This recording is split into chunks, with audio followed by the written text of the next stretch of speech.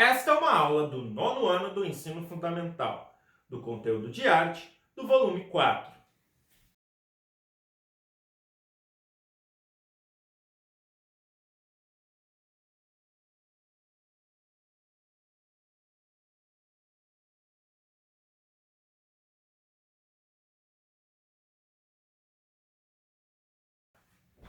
Olá, tudo bem? Meu nome é Heitor Bonifácio, seu professor de arte. E hoje nós vamos descobrir o que é patrimônio histórico e qual a importância de preservá-lo. No Brasil, o patrimônio cultural é formado pelos bens de natureza material e imaterial, tomados individualmente ou em conjunto, e é referência à identidade, a ação e a memória dos grupos formadores de sociedade brasileira. Inclui as formas de expressão, os costumes, as criações científicas, artísticas e tecnológicas, as obras, os conjuntos urbanos de valor histórico, paisagístico, artístico, arqueológico, paleontológico, ecológico e científico, objetos, documentos, edificações e demais espaços destinados a manifestações artísticos culturais. De acordo com o artigo 216 da Constituição Federal Brasileira de 1988, conforme o Instituto do Patrimônio Histórico e Artístico Nacional, IPHAN, o museu é uma instituição permanente aberta ao público, sem fins lucrativos, a serviço da sociedade e de seu desenvolvimento, que adquire, conserva, pesquisa, expõe e divulga as evidências materiais e os bens representativos do homem e da natureza, com a finalidade de promover o conhecimento, a educação e o lazer. Esse prédio colorido fica na cidade de Olinda, em Pernambuco, e foi transformado em 1982 em Patrimônio Histórico e Cultural da Humanidade pela Unesco. Já o prédio do lado fica no Centro Histórico de Ouro Preto, em Minas Gerais, e foi tombado pela Unesco em 1980. A palavra tombo é de origem portuguesa e significa, além de uma queda ou uma decepção, um registro, uma grafia. A palavra tombo começou a ser empregada pelo Arquivo Nacional Português, fundado por Dom Fernando em 1375, e originalmente instalado em uma das torres da muralha que protegia a cidade de Lisboa. Com o passar do tempo, o local passou a ser chamado de Torre do Tombo. Na Torre do Tombo eram guardados livros especiais. Com o tempo, o Brasil acabou por adotar essa expressão, que representa a necessidade de dedicar cuidados e proteção a patrimônios culturais de interesse público. Hélio Leites é um artista curitibano que atua com performance e criação de pequenos objetos. Entre um trabalho e outro, dedica-se à escrita poética. Utiliza como matéria-prima para seus trabalhos caixas de fósforos, botões, pedaços de lata, rolhas de cortiça, etc. Entre suas obras mais conhecidas está o Museu Casa do Botão. O Museu Casa do Botão consiste em um colete que lembra os parangolés de outro Hélio, o Oiticica, e que é vestido por Hélio, o Leites. Nesse colete, o parangoélico, estão pregados botões de verdade, ou objetos diversos, que são designados como um botão com função específica, cada qual com seu significado.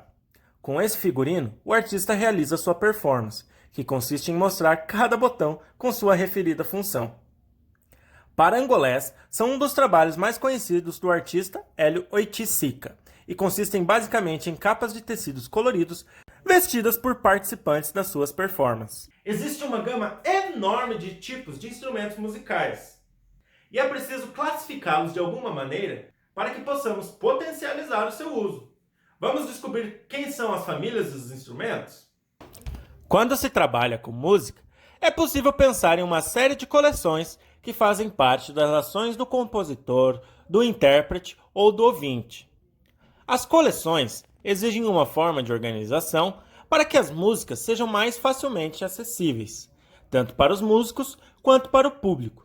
Essas coleções podem ser ordenadas por gêneros e ou estilos sonoros musicais, ou seja, elas são estruturadas conforme as diferentes formas musicais. Por exemplo, reggae, rock, soul, música erudita, entre outros.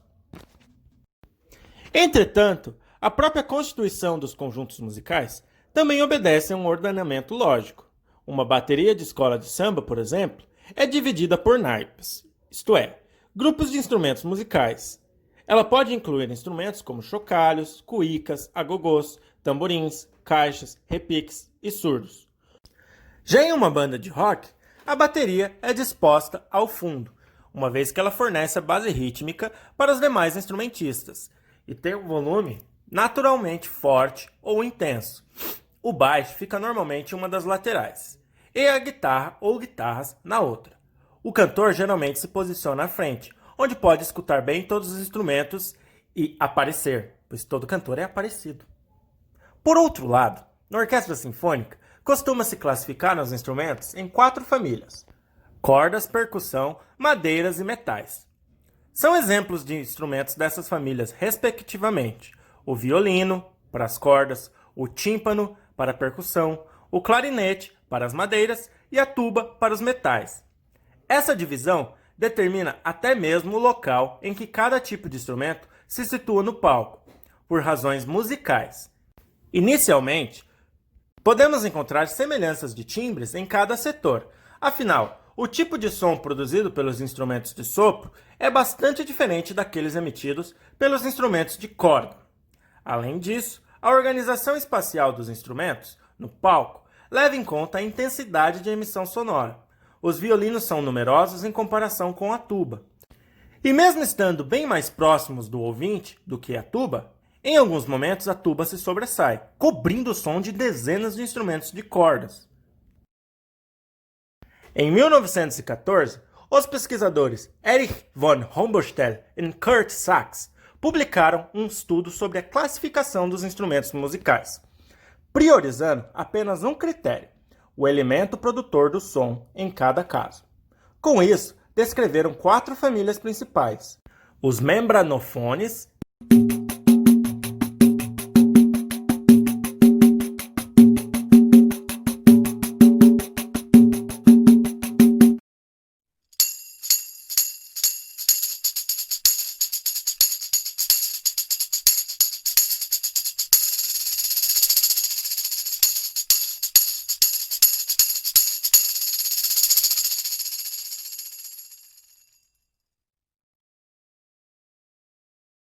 em que uma membrana ou pele esticada é o elemento que produz o som.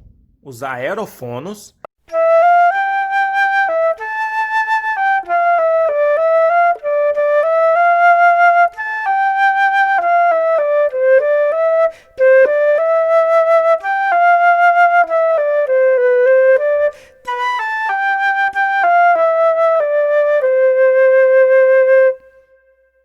em que uma coluna de ar no instrumento é submetida à vibração para produzir som. Os cordofonos,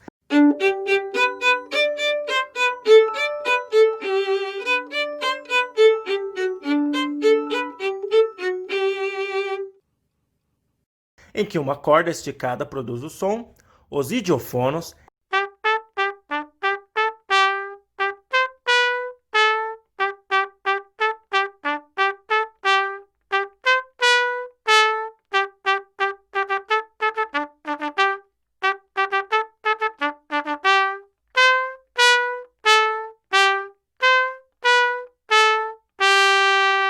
em que o próprio corpo do instrumento que vibra para produzir som, e os eletrofonos, que caracterizam os instrumentos cujo som é produzido por meios eletrônicos.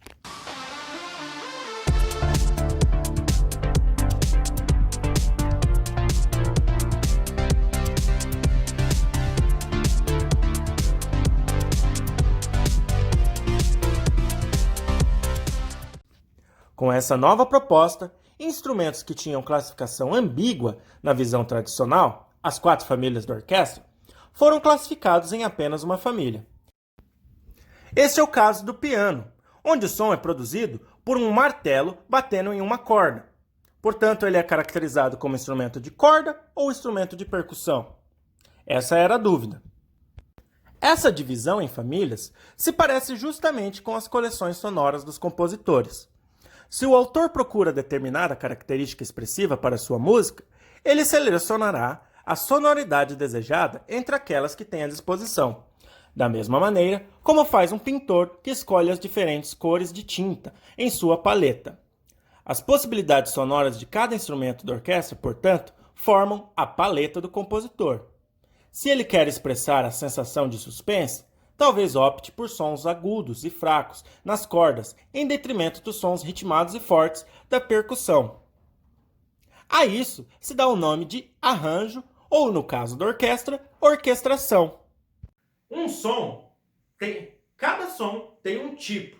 E quando nós usamos um som com uma intenção, temos que definir qual tipo de som ele é. Da mesma forma que existe uma organização na constituição de uma orquestra, os sons também podem obedecer a uma classificação. A catalogação dos sons entre naturais, humanos e mecânicos foi muito estudada pelo educador musical Raymond Murray Schafer. Assim, sons naturais são aqueles ligados à natureza, como o som de animais ou do vento.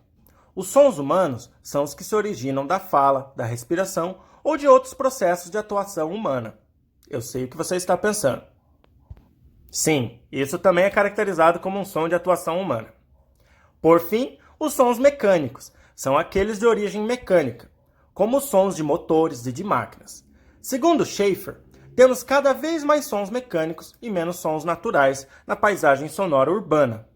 A isso se dá o nome de poluição sonora, o excesso de ruídos ou sons mecânicos que acabam acontecendo na nossa vida, principalmente nas grandes cidades.